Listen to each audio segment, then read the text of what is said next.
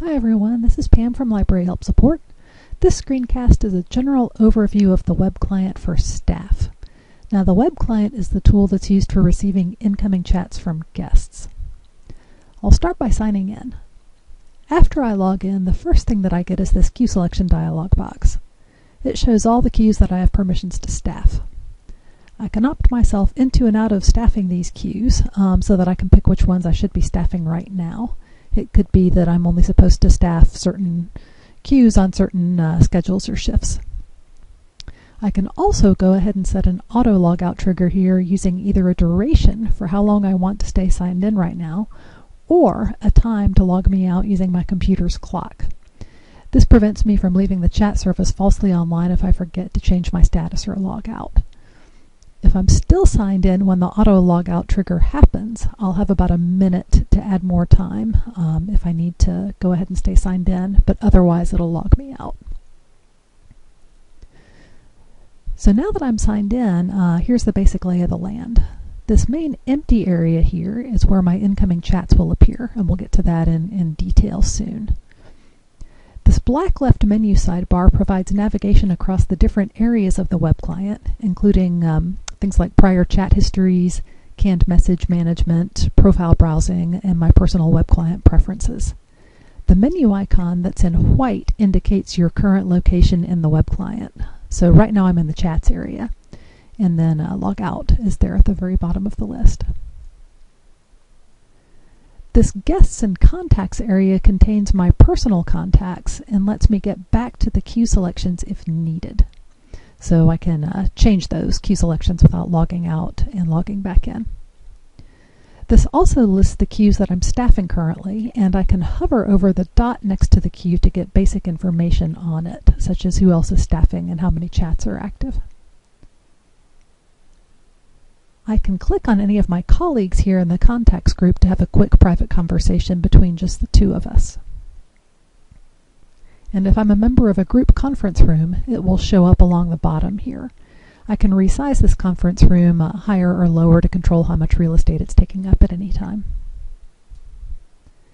Now this top area is very important. It's where I set my status. Usually I'll be on available status, which means that I'll receive all the incoming chats for my queues.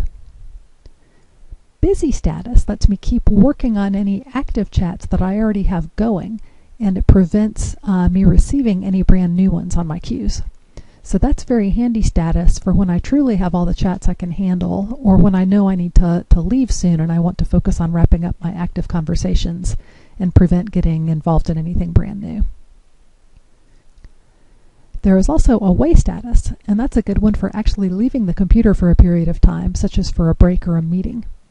When I'm on away status, I won't receive any chats for my queues.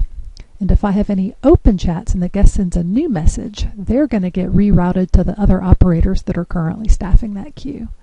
So away is a good status to change to if somebody appears in your door and you have to go someplace just immediately, a drop everything kind of emergency, because it's going to leave a safety net for your guests that are in active chats. Note that your colleagues can continue to send you private individual messages even when you're on busy or away statuses. Those private messages did not go through a queue, and those special statuses are all about controlling your incoming chats that are on queues, which is usually that's what your public-facing chat boxes are hooked up to. Free for chat is identical to available. I'll receive incoming chats exactly the same way. And extended away is identical to away. I won't receive any incoming chats. Free for chat and extended away statuses can be used internally to convey special meanings to other staff. For example, a reference department might internally agree that someone who is on free for chat status will have primary responsibility for picking up new chats first. This area to the left of my status lets me provide additional custom details that I type in by hand. So that could be stuff like maybe I'm going for coffee, I'll be back by 11, or I'm staffing chat from the lab, that kind of stuff. So now let's move on with an incoming test chat. Let me go ahead and send in a test from one of my queues using a chat widget I have open somewhere else. When no other chats are open, a new chat like this is going to fully occupy this main workspace. I'll also get sound and visual alerts so that I won't miss this chat if I'm off doing something else in another window, or just generally not looking at the chat screen. When I click in the typing area, the sound alert will stop repeating. And if I'm the first operator to send a reply to this guest, I'm going to win that chat and become connected. Now the guest and I can send messages back and forth, of course, and I can see when the other person is busy composing. There is some contextual information at the top of this chat. The guest queue, the referring URL, and their IP address all show up. Now clicking the queue will show any useful profile information that your local Library Help administrator has provided. The profile information also shows up when I click the queue's avatar. I can detach the profile into its own separate window if desired. Profiles are optional, so you may not have any data in your profiles. It just depends on whether or not you use that feature. Clicking the referring URL takes me to the page that the guest chatted from, and clicking the guest's IP address would take me to a geo-IP tool to show me information about their approximate location.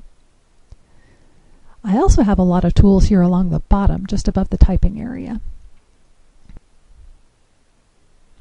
This canned message selector lets me use pre-written chat messages.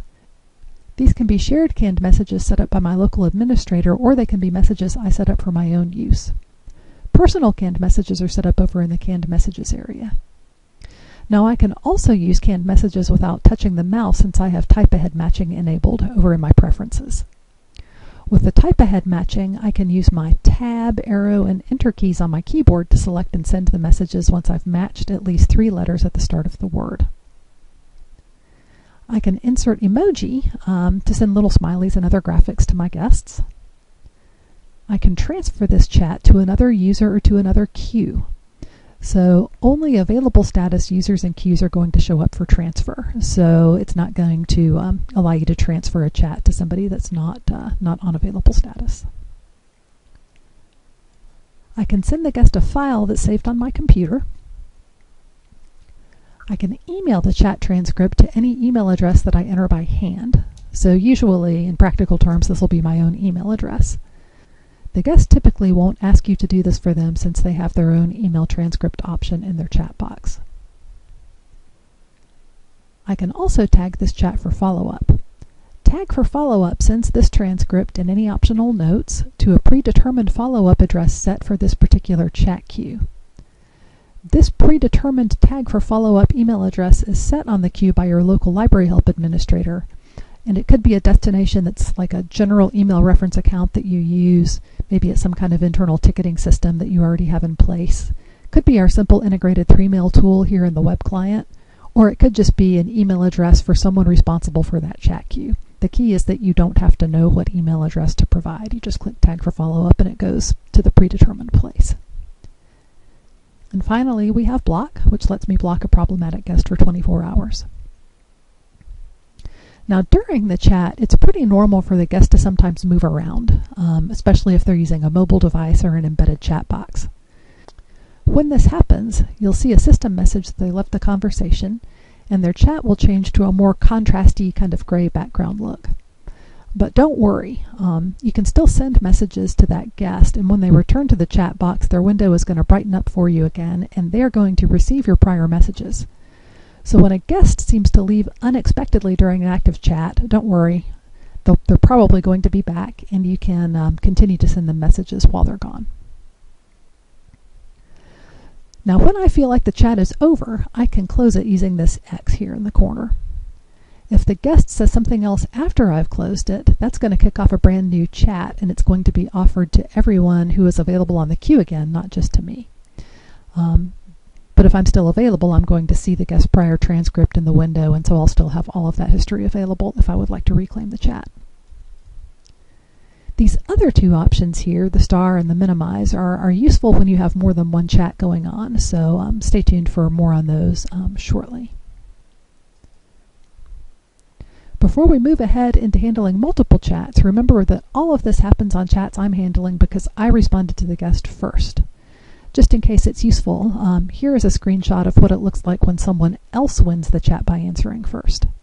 So I can see the username of the person that won the chat, and if I try, I won't be able to send any messages to the guest because I am not connected. Now, let's go on ahead and talk about managing multiple chats. Now here comes a second chat. This new chat will automatically expand so that my screen splits in two, the way I have my settings set right now. This way I can work with both chats at the same time. And note that right now my two chat layout includes a lot of visual white space for readability.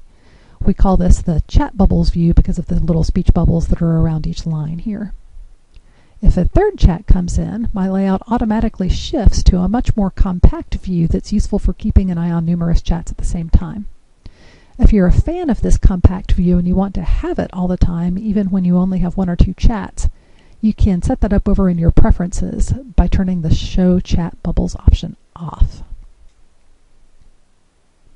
Now, getting back to this, the Minimize to Contacts List option lets me get this chat out of my active chatting workspace, but leave it connected to me. So this is handy when I think a chat's probably finished, but just in case the guest may say something else, I want them to return to me in particular, rather than going out to all of the other operators that are staffing the queue. So you can see that the guest icon in my contacts list changes to show me that they're minimized, and I can click to bring them back to my main workspace if I want to. If they send a new message while they're minimized, I'm going to get a little alert about that, so I won't miss anything. Now the star is handy when I have numerous chats open at the same time and I want to visually mark this particular one. The star does not have any other utility, it's just a simple visual flag that I can set to make that one sort of stand out against all the others that I may have open. So, you might be wondering, if I did get a whole bunch of chats all at once, will my workspace just continue to split and split again, kind of filling up indefinitely until my chats are too small to read? Because that wouldn't be very fun. But fortunately, that won't happen because the web client has a couple of different tools to accommodate your preferences when it comes to multiple chats. And the defaults are pretty good in terms of not letting you get into a bind like that. So, first of all, remember that changing to busy status prevents the arrival of further new chats from queues that you're staffing. But it can be hard to remember to change status by hand when in the middle of a chat flurry, and so there is also a setting that allows an automatic change to that busy status. So over here in Preferences, I can opt to automatically become busy after a set number of chats are open. By default for new users, this is set to 4, and I can change it to any number that I'd like. If you always want to control your busy status by hand, you can set this auto busy to something very high like 20. That's never going to get triggered in practice. So that's auto busy. To recap, that's the web client automatically setting me to busy status so that I will not be offered new chats on queues after I have hit my pre-configured maximum. Now there is another useful setting here that is independent from the auto busy limit. Automatically expand chats until I have the set number of open chats. This sets the maximum number of chats that expand automatically in the chat workspace. And after this threshold is reached, additional new chats will arrive to minimize to my contacts list with a little red new badge, and I'll need to click them to open them to the chat area. So by default for new users, this auto expand is set to 6, which is 2 rows of 3 chats each. Now let's say I do not want new chats to come along and auto expand and auto split in my workspace at all. Instead, I want to always have to click to expand them so that I'm fully in control. I would set this setting to only allow one auto expanded chat. So I'll still receive the usual new chat alerts, such as the repeating sound and desktop alerts when I get a new chat. It's just that I will see that new chat in my contacts list and I'll have to click it to open it up in my chat workspace. So you can begin to see that you can use auto busy and auto expand in tandem to set up your workflow however you'd like. So you might decide that you'd like auto busy and auto expand both set to 4, for example. Now before we wrap up this screencast, let's take a whirlwind tour of the rest of the interface. Here in Preferences, most of the remaining options are pretty self-explanatory, such as selecting different alert sounds or changing your password. There are also simple options to make the typing area a little taller and to change the default text sizes. You can also head over to Chat History to look for chat activity happening on the current day. It's current up to the second. or you can move back in time to try to find a prior chat that is of interest. You can also detach this chat history page into its own separate tab if you'd like to have it open and available all the time. The Profiles area lets you browse any profile data that has been provided for the queues in your service. Now, profile data is optional, so they may be blank. You won't usually need to visit this tab manually since profiles are going to be available on each inbound chat. But the profile browsing area is provided so that you can review or kind of study up on profile data if you'd like to do so.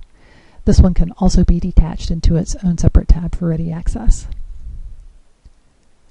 The Canned Messages area lets you browse canned or pre-scripted messages created by your local administrator for you to use when answering your chats. It also lets you create your own canned messages that will only be used by you. 3Mail is a simple shared email box that is handy for following up on questions that could not be fully resolved during chat. You can also use it to just, proactively send out email. It's just a convenience. 3Mail is optional, and so you might not have it enabled in your account. You can contact us at support@libraryhelp.com if you would like to try out 3Mail. If you receive a new chat while you're off working in one of these other areas, you'll get the usual sound and visual alerts, including this chat's icon here, turning to a red color with a number inside showing how many messages have arrived.